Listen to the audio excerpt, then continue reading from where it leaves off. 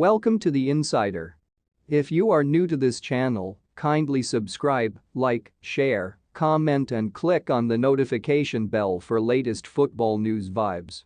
Liverpool resumed their Premier League campaign with a very welcome 3-1 win away at Aston Villa, closing the gap to the top four by 2 points in the process. It could have come just 2 minutes in, instead it came after 5. Andy Robertson needed just one assist to overtake Leighton Baines and become the defender with the most assists in Premier League history, and duly achieved the feat at Villa Park, albeit not with a typical one. Whereas usually we might expect the Scots' assists to be either set pieces or wicked deliveries from the left flank, this was more Salah-esque. In off the right channel onto his left foot, a first-time, controlled touch across the 6-yard box right into the feet of Mo himself.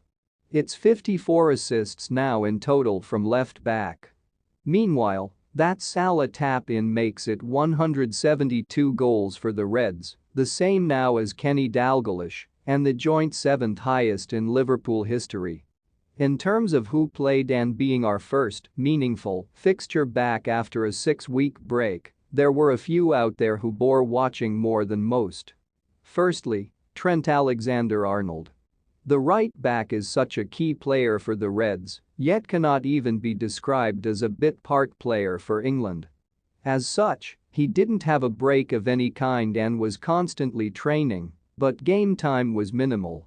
Would that make him rusty or energized? Lacking rhythm or despondent? We didn't need too many concerns as it turned out he was pinging passes around immediately, played a huge part in the first goal with an outside of the boot clip, and was generally in the mood in terms of the attack.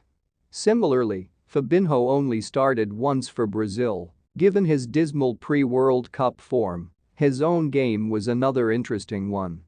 He was definitely better defensively here than he had been for most of August to November, though there's still another gear for him to go through in terms of physicality.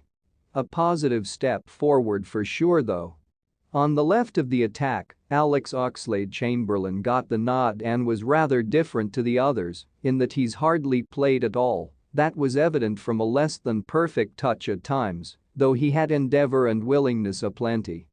An hour was a fair run out from him, though we'll need more from him on the ball if he's to continue there for now. Darwin Núñez is a rare breed of player who can look Ballon d'Or capable and bench-worthy in the same game, sometimes in the same phase of play.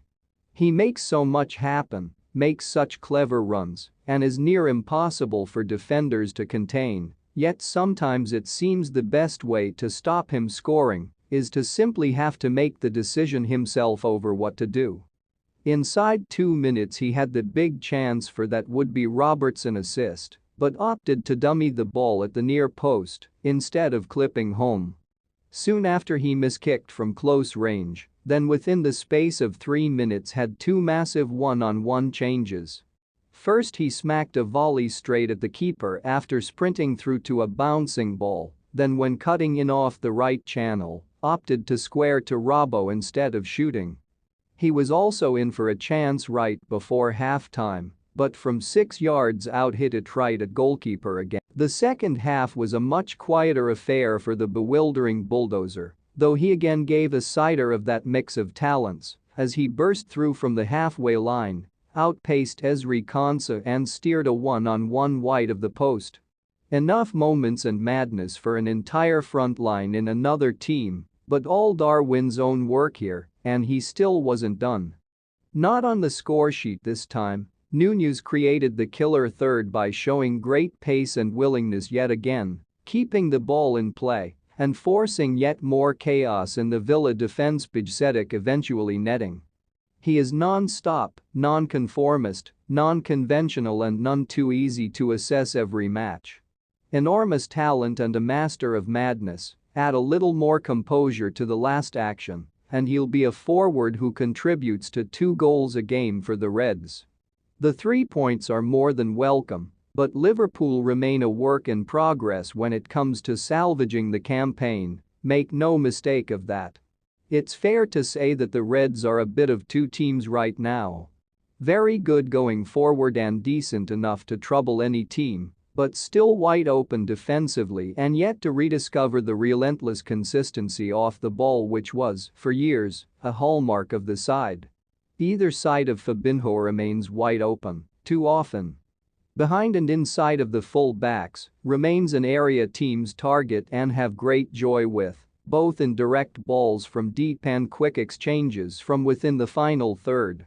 Because of this, it's also fair to note Matip and Van Dijk stood up with excellent second-half showings, repelling a barrage of pressure for half an hour. It's not so much first half and second half which the Reds show themselves as a Jekyll and Hyde side with, but offensive and defensive, in possession and off the ball. There are the areas Klopp and co must still keep working on if we're to return to peak, elite Liverpool FC. One round of matches fewer at this time of year than usual, but even so the games will come around quickly for the Reds. 1 down and 3 points claimed, but it's straight on to Leicester and then Brentford as we close out 2022 and start 2023. The gap to the top 4 right now is 5 points. It doesn't sound great, but we still have a game in hand on Spurs, and we closed it by 2 points today. First time of asking. With the Foxes dismal against Newcastle, the onus is on us to ensure we do not slip up any further, especially at Anfield, where we've won only 5 of 8 so far this term.